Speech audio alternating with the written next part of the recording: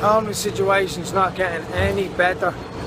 Since last night, since I came out, I'm doing a new documentary thing where I document my nights out, and I'm meeting different people every night.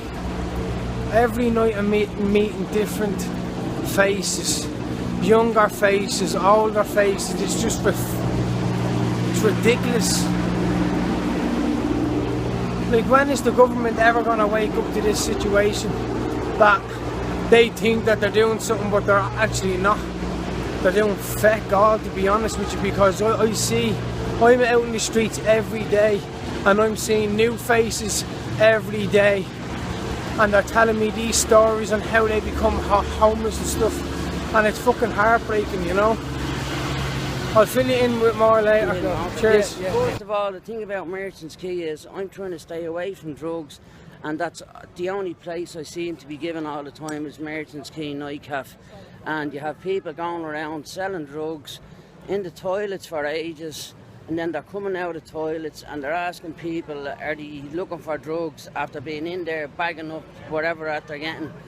And you can see the blood running down the side. You can see the blood running down the side of their tracksuits from after being shooting up in the toilets. And you can see the blood running down their tracksuit bottoms. Like, and I'm someone that's trying to stay away from that scene. Whereas any time I ring, I get dumped into it. So that's why I choose to live on the streets. And that's why you're going, and that's why you'd rather be on the streets than sleep in any hostel going out there. Yeah, because the last hostel I was in, I don't know whether you want me to name it or not. Oh, you can name away, go on. Yeah, see the house, they were all smoke. All you could hear was Annie Jimmy, which is tin foil. Yeah. And then... So it's basically just full of drugs. Full of drugs.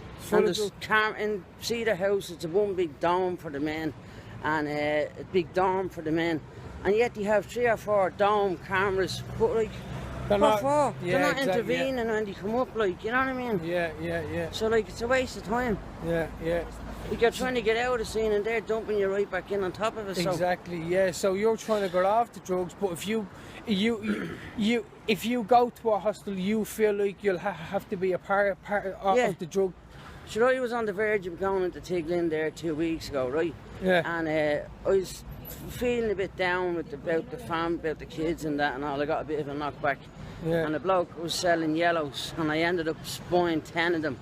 So that sent me back another 28 days, like, you know what I mean? Whereas if I hadn't been in that hostel, they wouldn't have crossed my mind. Only for not saying he didn't throw them into my mouth. Don't get me wrong, I take full responsibility. Yeah. He didn't stuff them in my mouth. Yeah.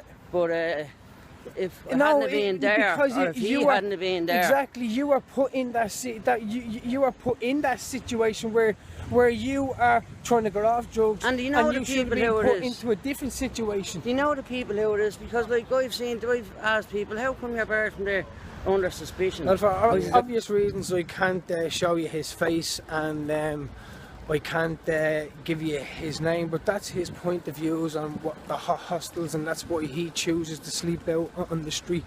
It's because the hostels are too dangerous. The hostels are full of drugs. When he even gets into a hostel and he's trying to sleep, he's woken up. Are you looking for drugs? Are you looking for this? Are you looking for that? So you hear the story there himself, like, the government aren't doing fuck all. Even in the hostels they're not doing fuck all. And I'm sorry for the language, but I'm just getting really pissed off at this situation. Because every night I'm seeing different people in different situations and sleeping in horrible conditions. And it's just pissing me off. Here's a few more pictures what I've taken tonight. And I got permission off the homeless people to fair city, where the girls are so pretty, I first laid my eyes on sweet Molly Malone, as she wheeled her wheelbarrow